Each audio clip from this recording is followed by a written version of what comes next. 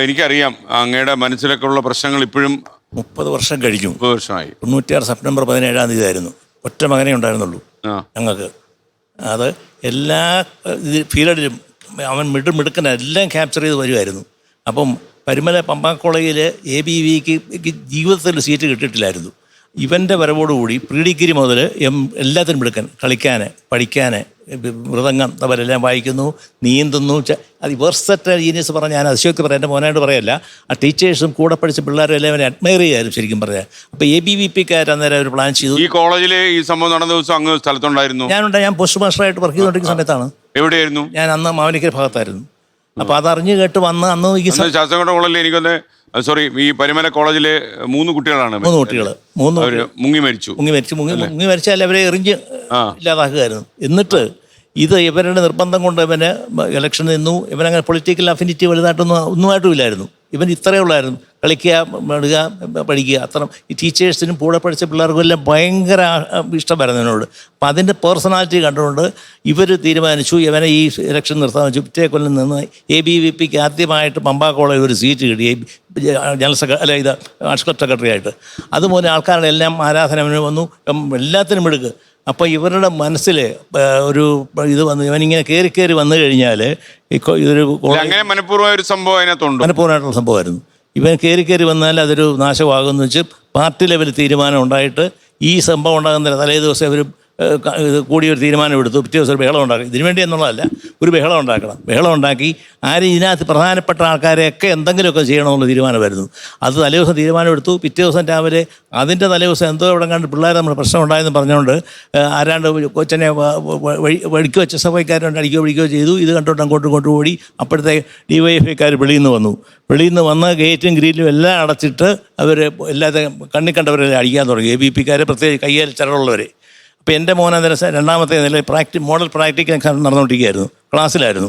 അപ്പോൾ ഈ ബഹളം കേട്ടുകൊണ്ട് ഇറങ്ങി ആരാണ്ട് പറയും ABVPക്കാരെ നോക്കി ആൾക്കാർ വരുന്നുണ്ട്, അടിക്കാനും പിടിക്കാനും പറ്റുന്നുണ്ട്. അപ്പോൾ അവൻ പറഞ്ഞു ഞാനെന്നാ പോയേക്കാം. ഒരു ബഹളം നിൽക്കുന്നത്, ഒറ്റ വഴക്കിന് നിൽക്കുകയില്ല. ബഹളം എവിടെങ്കിലും ഉണ്ടെന്ന് കേട്ടാൽ അന്നേരം ചാടി ഓടി മതിൽ ചാടി മറ്റേ ചാടി അവൻ വീട്ടിലെത്തും. അപ്പോൾ ഞാൻ പറഞ്ഞു, മറ്റു പിള്ളേർ പറഞ്ഞു നിങ്ങൾ അനു പോകണ്ട, അവിടെ നിൽക്കുക, ഈ എന്തെങ്കിലും ബഹളം അവരെ വേറെ വഴി പോകുള്ളൂ. അവൻ പറഞ്ഞു വേണ്ട, ഒരു പക്ഷേ എന്നെ കണ്ട പ്രാക്ടിക്കൽ ഹോൾ ഒരു കൺജസ്റ്റഡ് റൂമാണ്, ഇവിടെ കയറി വന്നാൽ നിങ്ങൾക്കൂടെ ബുദ്ധിമുട്ടാണ്, അതുകൊണ്ട് ഞാനെങ്ങനെ അറിയാമല്ലോ ഞാനെങ്ങനെ ഞാനങ്ങ് പോകും എന്ന് പറഞ്ഞ് ഇറങ്ങി ഓടിയപ്പോൾ അവർ പുറകിൽ വന്നു, ബാക്കി പിള്ളേരും വന്നു. അപ്പോൾ പമ്പ റിവർ അതിന് തൊട്ടടുത്ത അത് ചാടി അക്കരെ വരെ എത്തിയതായിരുന്നു. എന്നിട്ട് നമ്മുടെ കോളേജിന് മതിൽ പണിയാൻ വേണ്ടിയിട്ട് 5-6 ലോഡ് ഇഷ്ടി അവിടെ ലോഡ് ചെയ്ത് വെച്ചിരുന്നു. ആ തീരത്ത്, റിവറിൻ്റെ തീരത്ത് ചാടി ഇവർ 10-20 പേരങ്ങ് ഏറ് തുടങ്ങി. അക്കരെ വരെ എത്തിയതായിരുന്നു. അപ്പോൾ എങ്ങനെ തലയൊന്ന് പൊക്കി ഒരു ഏറ് ഇവിടെ കൊണ്ടുവന്നു. അപ്പം റൗണ്ട് ചെയ്തതാണ്.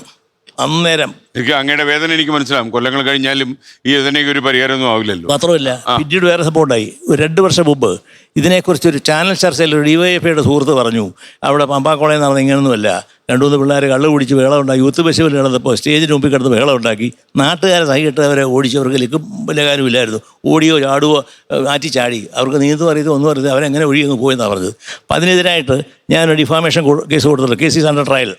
അങ്ങനെ ഏതെല്ലാം രീതിയിൽ ദ്രോഹിക്കാനൊക്കെ ഈ 30 വർഷമായിട്ട് ഞാനും എൻ്റെ ഭാര്യയെ അനുഭവിക്കുന്ന വേദന. മകനായിരുന്നു എല്ലാത്തിനും വെർസറ്റൈൽ ജീനിയസ് പറഞ്ഞാൽ ഞാൻ അതിശയോക്തി പറയല്ല. ഹി വാസ് സോ അത്ര മിടുക്കനായിരുന്നു. അപ്പോൾ എൻ്റെ നഷ്ടം, എൻ്റെ വ്യാപ്തി, ഇറ്റ് ഈസ് ബിയോണ്ട്. മനസ്സിലായി. ഈ ഇന്നിപ്പം ആ കേസ് ഇതുപോലെ നശിപ്പിച്ച ഒരു കേസ് ഉണ്ടായിട്ടില്ല.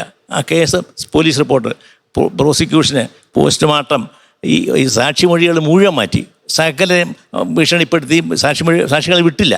പിന്നെ ഈ ഏതെല്ലാം രീതിയിൽ വിധി എന്തായിരുന്നു? അതെല്ലാം വെറുതെ വഴക്കിട്ടു. തെളിവുണ്ടാക്കാൻ സമ്മതിച്ചില്ല. നല്ലപോലെ സാക്ഷികളെല്ലാം നല്ല ഭംഗിയായിട്ട് പ്രസൻറ്റ് ചെയ്യുക. മാത്രമല്ല ആ കേസ് ആദ്യം അന്വേഷിച്ച ഒരു DYSP ഉണ്ടായിരുന്നു, പുള്ളി എൻ്റെ വളരെ ക്ലോസ് ഉണ്ടായിരുന്നു. അപ്പോൾ എന്നോട് പറഞ്ഞു ഞാനൊരു സ്വാധീനത്തിന് വഴങ്ങത്തില്ല, ഈ ആര് ഭരിച്ചാൽ തന്നെ എനിക്ക് ഒത്തിരി എൻ്റെ മോനെ അദ്ദേഹത്തിന് അറിയാം, എനിക്ക് ഒരുപാട് ഫീൽ ചെയ്ത ഏർപ്പാടാണ്, ഞാൻ ഒരു സ്വാധീനത്തിന് ഞാൻ നല്ല ഭംഗിയായിട്ട് ഞാൻ ആ കേസ് പ്രസൻറ്റോളെന്ന് പറഞ്ഞു. പുള്ളി അതുപോലെ തന്നെ ചെയ്തുകൊണ്ടിരിക്കുന്ന സമയത്ത് ഇവർ പുള്ളിയെ സമീപിച്ച് പറഞ്ഞു, സാറ് സാർ ഈ രീതിയിൽ പോയാൽ ഞങ്ങൾ ശിക്ഷ കിട്ടും, അതുകൊണ്ട് സാറൊന്ന് ഡീവിയേറ്റ് ചെയ്യണം ഇതിൽ നിന്ന്. അപ്പോൾ പറ്റത്തില്ല, ഞാനത് കമ്മിറ്റ് ചെയ്ത കേസാൽ തന്നെ എനിക്ക് വളരെ വേദനയുള്ള കേസുമാണ്. അപ്പം പുള്ളി പന്തളം CI ആട്ടം കണ്ടിരിക്കുന്ന സമയത്ത് ഒരു ചാരായ കേസുണ്ടായിരുന്നു. ഇവർ പറഞ്ഞ ആ കേസ് ഞങ്ങൾ പൊക്കി സാറിനെ സസ്പെൻഡ് ചെയ്യിക്കും വെച്ച് കഴിഞ്ഞാൽ പെൻഷനാകാൻ പുള്ളിക്ക് 1 വർഷം കഷ്ടിച്ചേ ഉള്ളൂ. അപ്പോൾ സാറിൻ്റെ പെൻഷൻ കാര്യങ്ങൾ സാറിന് ഭാവി വേണമെന്ന് തീരുമാനിക്കുന്നു, പിള്ളേരെ വളർത്തണമെന്ന് തീരുമാനിക്കുന്നു. അവർ പോയി തിരിച്ചു കൊണ്ടുവരാൻ പറ്റത്തില്ല. അതുകൊണ്ട് സാറിന് ലീനിയൻസി കാണിച്ചാൽ ഇവരും രക്ഷപ്പെടും, സാറിന് രക്ഷപ്പെടും തീരുമാനിക്കാമെന്ന് പറഞ്ഞു. പുള്ളി മാറ്റി കൊടുത്തു. കോടതി നിശ്ചിതമായിട്ട് സകല പ്രോസിക്യൂഷനെ ആരെല്ലാം ഏതെല്ലാം വഴിയെ കടന്നു പോയിട്ടുണ്ടോ എല്ലാത്തിനും നിശ്ചിതമായിട്ട് വിമർശനം. ലാസ്റ്റിൽ പറയുന്നത് ഈ കേസിൽ കോടതിക്ക് ഒന്നും ചെയ്യാൻ കഴിയുന്നില്ല എക്സെപ്റ്റ് ഈ മരിച്ച കുട്ടികളുടെ മാതാപിതാക്കളോട് വിലപിക്കാൻ മാത്രമേ കഴിയുന്നുള്ളൂ എന്ന് പറഞ്ഞാണ് ആ ജഡ്ജ്മെൻറ്റ് നിർത്തുന്നത്.